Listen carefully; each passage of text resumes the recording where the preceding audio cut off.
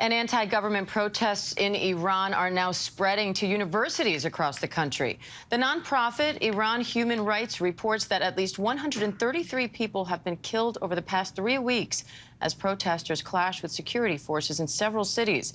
Now students there are calling for a general strike at college campuses after a violent crackdown at one of the nation's most prominent universities.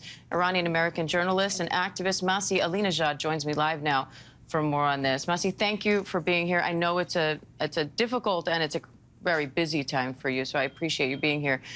Walk me through this, because these protests started after the death of a 22-year-old woman who was arrested for violating the country's dress code. So what do you make of what this has triggered, this movement that this has now become? To be honest, I call it a revolution right now. Because, look, as you mentioned, more than 100 people just being announced that they got killed. But it's more than this. The Iranian regime is cutting off internet because they want to prevent the rest of the world to understand the level of the brutality, the crackdown. These people who take to the street, they know that it's risking their lives, you know? And teenagers are getting killed, students are getting killed, because the brutal death of Mahsa Amini created a huge anger among Iranians. They're saying that enough is enough. They're standing shoulder to shoulder with men, saying that we want an end to Islamic Republic. Basically, this tragic death of Mahsa is becoming a turning point for Iranians, and it become a tipping point for the Islamic Republic as well. Now, Iran's president and the supreme leader are pointing the finger at the U.S. and Israel. They say that the protesters are actually just a small fraction of the country. How much support do you think there is for these protests across the country? Look, first of all, I have to say that the Iranian regime always put the blame on the U.S. government.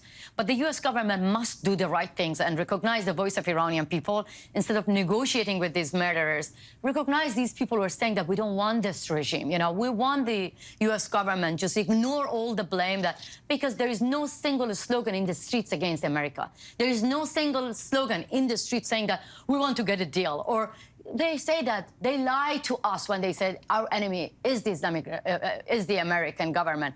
The Iranian people saying that our enemy is the Islamic Republic.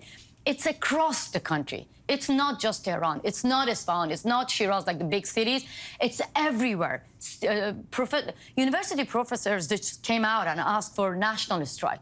Teachers came out for, you know, national strike, because this is the moment that I want to say this is a feminist revolution. I want to say this is a revolution that led by Iranian women. But you see that boys, men getting killed to support their sisters because we are fed up with the Islamic Republic. Tell us that cover your hair properly.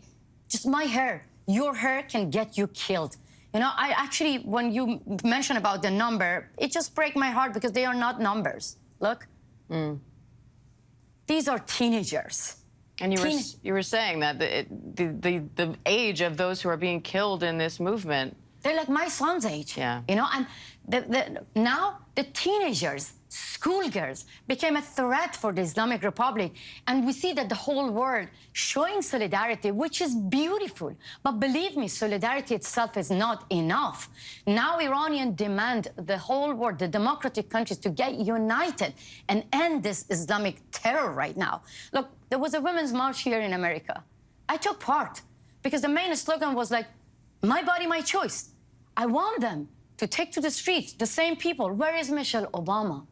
You cannot call yourself a feminist, women's rights activist, but not saying a single word about the most prominent feminist movement in Iran.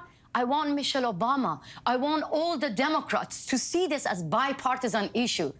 Do not just focus about getting nuclear deal with our murderers. I want the U.S. government to ask its own allies, the European government, to recall their ambassadors. They're killing the teenagers in Iran. I want the U.S. government to cut all the ties, ban the Islamic main propaganda tool, the Iranian TV, bringing their family members on TV and force them to do false confession. Some of the family members of like Nika, Shah Karami, or other people, they came on TV and they said that, you know, we don't know who killed our daughters. We know who killed. In 2019, there were 1,500 people got killed. You know, But there was no investigation about that. Now the US government, instead of just showing solidarity, asked the United Nations, we want an open investigation about the number of those people who got killed right now. And this is not too much to ask. Mahsa Amini was only 22-year-old, and she got killed just for a bit of hair. And that's not a fair battle. Right now, another girl got killed, Nikah Karami. She was tortured, too. She was beaten up by security forces to death. It's certainly not the end of this story, fortunately or unfortunately, but it certainly seems like this is an issue that has gotten the attention of Iran, of Iranian teenagers, Iranian students, and now the world as well. And Masi, we appreciate you bringing the story to us. Thank you. Thank you so much for having me. Hi, everyone. George Stephanopoulos here. Thanks for checking out the ABC News YouTube channel. If you'd like to get more videos, show highlights, and watch live event coverage, click on the right over here to subscribe to our channel. And don't forget to download the ABC News app for breaking news alerts. Thanks for watching.